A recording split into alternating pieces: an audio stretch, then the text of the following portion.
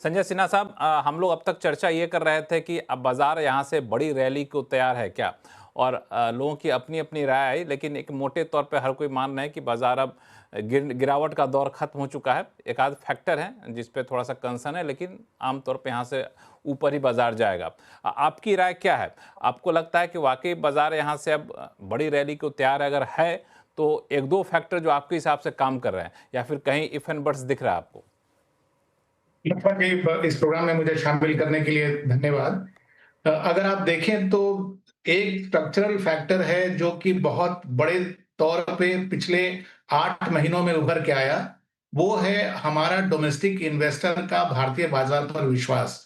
अगर आपने देखा होगा जनवरी से जो गिरावट आई मार्च तक, और उसके बाद जो एक के बाद इवेंट्स हुए, जैसे कि ऑपरेशन सिंदूर हुआ, यूएस के साथ हमारी टैरिफ के जो लफड़े हुए, इन सब के बावजूद अगर म्यूचुअल फंड का फ्लोज अगर आप देखें, या तो वो लमसम फ्लोज देखें या फिर आप एसआईपी के फ्लोज देखें, इसमें एक महीने को छोड़ के किसी भी महीने में डगमगाहट नहीं हुई।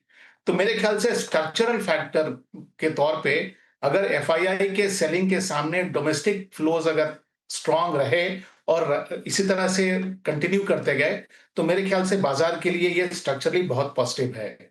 रहा जो टैक्टिकल तौर पर अगर आप बाजार को देखें, तो जैसे कि मेरे पहले कुछ वक्ताओं ने भी ये पॉइंट्स रखा है कि इस साल कैलेंडर ईयर 2025 में एक के बाद एक ऐसे ऐसे इवेंट्स हुए जिसने कि भारत के डोमेस्टिक कंजम्पशन को एक बहुत स्ट्रांग फाउंडेशन दिया।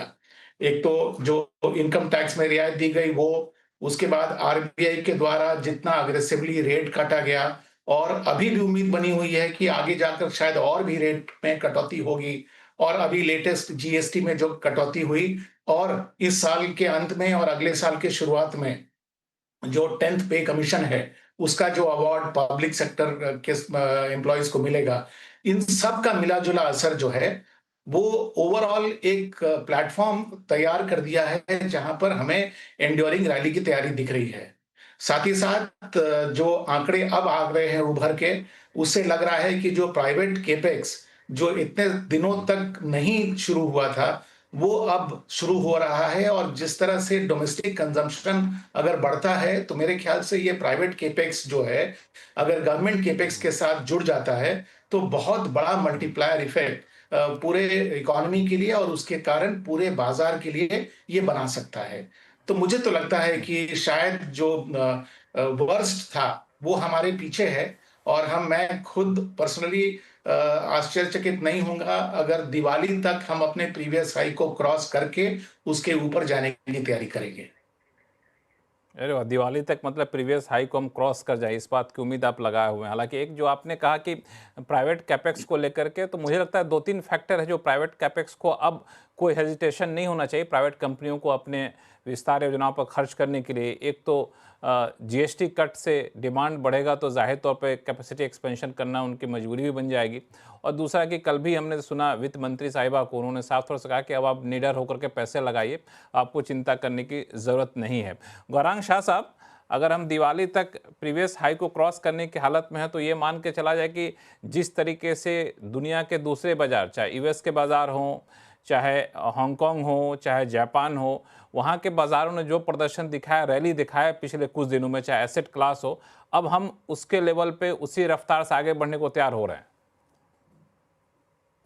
लक्ष्मण जी, पहले तो ये मैं मानता हूँ कि ये जो हमारे मित्र हैं विदेशी संस्थागत निवेशक, ये जिस मात्रा हाँ, में शॉर्ट पोजीशन में बैठे हैं और जिस प्रकार से हाँ। बाजार का रुख हो रहा है, अगर लेकिन अब तो हमने शॉर्ट सेल कम कर रहे हैं वो, कम कर रहे हैं लेकिन खरीदारी नहीं कर रहे हैं ना, शॉर्ट सेल ही कर रहे हैं अभी। खरीदारी नहीं कर रहे हैं। जब वो हाँ। शॉर्ट कवरिंग के लिए आएंगे लक्ष्मण जी, तब मेरे ख्याल से हुँ। बाजार को और सहारा मिलेगा, और तब मेरे ख्याल से बुद्धिमत्ता का प्रयोग होगा, और शायद सूझबूझ समझ के साथ एक निर्णायक तरीके से, अब भी मेरे ख्याल से असमंजस परिस्थिति में है विदेशी संस्थागत निवेशक के, क्या बिकवाली करते नहीं, जाएं या अब उनको कन्फ्यूजन किस बात का है? क्यों, क्या उसके उनके पास हमसे ज़्यादा बेहतर बाज़ार है, इस वक्त का कन्फ्यूजन है, या फिर हमारे पे भरोसा नहीं है?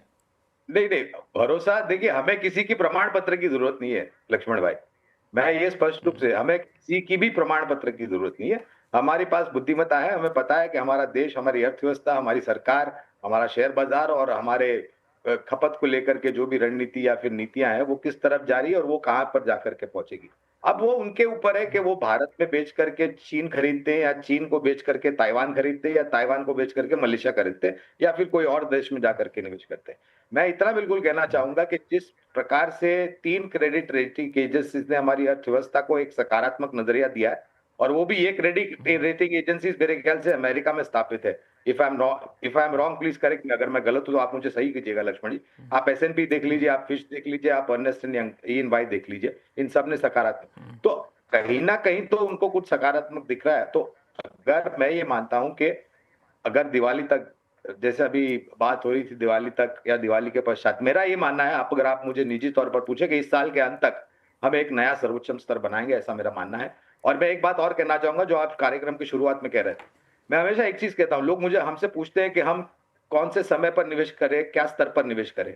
मैं हमेशा एक चीज बोलता हूं कि आप निवेश कीजिए, कदम आगे बढ़ाइए, आप एक कदम आगे बढ़ाइए, वहां वहां का वहां खड़ा रहना या फिर एक कदम पीछे लेकर के आप निर्णायक तरीके से बुद्धिमत्ता का प्रयोग नहीं कर रहे हैं। और एक चीज ये, बाजार की बुद्धिमत्ता को आप कभी चुनौती मत दीजिए। बाजार अपने आप में बहुत बड़ा है और हमें उनको झुक करके नमन करना चाहिए। प्रयास ये होना चाहिए कि आपके पास जोखिम झेलने की क्षमता कितनी है और क्या आप वास्तविकता में कदम आगे बढ़ाते हैं और निवेश करना शुरू करते हैं। बिल्कुल, ये सुदीप सर, गौरांग साहब ने जो कहा कि FIs जब पूरी तरह से लौटना शुरू कर देंगे तब देखना होगा कि वाकई आ रहे हैं कि नहीं आ रहे हैं, लेकिन अभी थोड़े से ये है कि शॉर्ट कवरिंग उन्होंने कम किया। मैं आंकड़े देख रहा था तो 1.91 लाख करोड़ से घट करके अब 1.50 तक आ चुके हैं, करीब 20% घटा है। तो ये वापसी आने के संकेत उसको माना जाए कि ना माना जाए? अभी तक मैं इसको ऐसा संकेत नहीं मानूंगा। ये देखिए, 2-3 चीज बहुत इंपॉर्टेंट होता है। पहला फैक्टर जो विदेशी निवेशकों के लिए है कि ब्याज दरें यूएस में कम हुआ है, वो हमारे मार्केट्स के लिए पॉजिटिव है। अभी इमीडिएट इसका असर देखने को नहीं मिला है, पर मैं मानता हूं कि ब्याज दरें अगर यूएस में कम होता रहे तो उनके लिए to invest money in emerging markets like India will become easier, क्योंकि हमेशा वो लोग देखते हैं कि वहां पे क्या ब्याज दर है और जो रिस्क एसेट्स है उसमें क्या रिटर्न मिलने वाला है, तो ये कंपैरिजन करते रहते हैं। तो ये एक पॉजिटिव फैक्टर है उनके लिए। दूसरा जो इनके लिए बहुत ही बड़ा फैक्टर है वो है यूएस और इंडिया का ट्रेड रिलेशन, और जो रिलेशनशिप उसमें क्या स्थिति बनता है, इस पे जरूर विदेशी निवेशक का नजर रहेगा। देखिए, हम लोग बहुत अच्छा कर रहे हैं, जैसे हम सब बात कर रहे हैं, हमारा इकोनॉमी का जो रेजिलियंस है, गौरव भाई बात कर रहे थे, सही, बिल्कुल सही है। पर अगर यूएस का ये ऐसा ही टैरिफ रहा तो आप किसी भी इकोनॉमिस्ट का आंकड़ा ले ले, करीब 0.5 से 0.8% तक इंडिया का जीडीपी अफेक्ट हो सकता है, ऐसा माना जा रहा है, और वो एक बड़ा फैक्टर है और विदेशी निवेशक के मन में ये भी जरूर काम कर रहा है। इसके ऊपर आपको ये भी ध्यान में रखना होगा कि इंडिया में वैल्यूएशन चीप नहीं है, मतलब ऐसा नहीं है कि सस्ते में उनको शेयर मिल रहा है, वैल्यूएशन रिच है, वैल्यूएशन कुछ हद तक फुल है। तो इस वैल्यूएशन में अगर उनको खरीदारी करना है तो उनका नजर जरूर जीडीपी का पोटेंशियल ग्रोथ क्या है उस पर रहेगा, और वहां पे अगर कोई रुकावट, जैसे ये 50% टैरिफ वाला जो इश्यू है, ये जरूर उनके मन में प्ले कर रहा होगा।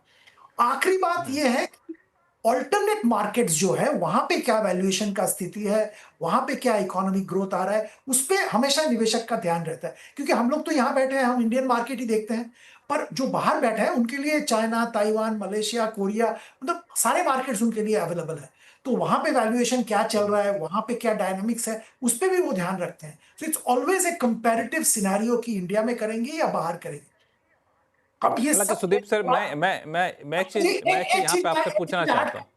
जी, हाँ, एक ऐड करना चाहता हूं कि देखिए, हाँ, इंडिया में जरूर निवेश करेंगे, पर उसका टाइमिंग क्या होगा ये बताना मुश्किल है। मैं ये कहने की कोशिश कर रहा हूं, आप पूछिए आप। हाँ, हाँ, मैं ये समझना चाह रहा था आपसे कि आप वैल्यूएशन की बात करते हैं, ठीक है, जो आप लोगों का टेक्निकल पैमाना है वैल्यूएशन का, वो भारत का वैल्यूएशन हो सकता है महंगा हो, दूसरे देशों का वैल्यूएशन सस्ता हो, लेकिन क्या इस टेक्निकल पैमाने के पीछे हम लोग कोई फंडामेंटल देखते हैं क्या? अब मैं इसलिए सवाल पूछ रहा हूँ क्योंकि भारत जहाँ पे तेज़ी से बढ़ती हुई, दुनिया के सबसे तेज़ी से बढ़ती हुई इकॉनमी है, भारत में एपेटाइट बहुत ज़्यादा है, अभी कंज्यूमरिज्म अब जाके बढ़ना शुरू हुआ है, जीएसटी कट हुआ, बड़े पैमाने पर लोग यहाँ पर आएंगे। बाकी देशों में जिससे हम कंपेयर करते हैं वहाँ पे एक सैचुरेशन कई सारे सेक्टर पे जा चुका है, तो जब उस फैक्टर को हम लाएंगे तो हमारा वैल्यूएशन कम नहीं दिखता है क्या? मैं पूछ रहा हूँ, मुझे नहीं इसकी जानकारी है। लक्ष्मण जी, मैं अनुज जी जो कह रहे थे उस पे आपका नजर ड्रॉ करूंगा कि देखिए हमारा वैल्यूएशन एक लेवल पे है जहां पे मार्जिन ऑफ एरर बहुत कम है। और आप क्वार्टरली नतीजे अगर देखेंगे, पिछला 2 क्वार्टर का नतीजा बिल्कुल सही नहीं था जो कि वैल्यूएशन को जस्टिफाई कर पाए। अब इस क्वार्टर का मुझे तो लगता है ऐसा कुछ खास नतीजा सेकेंड क्वार्टर का भी नहीं आएगा। अब उम्मीद है कि थर्ड फोर्थ क्वार्टर में बहुत अच्छा नतीजे आएंगे, कंजम्पशन पिकअप करेगा। तो ये सारे जो फैक्टर्स हैं ये ऑलरेडी वैल्यूएशन में बिल्ट इन है और हम लोगों का काम तो यही होगा कि ये वैल्यूएशन को जस्टिफाई करना थ्रू रिजल्ट्स। अब वहां पहुंचे नहीं है, उसकी उम्मीद है। मैं सिर्फ ये रियलिटी चेक इस डिस्कशन में लाना चाहता था।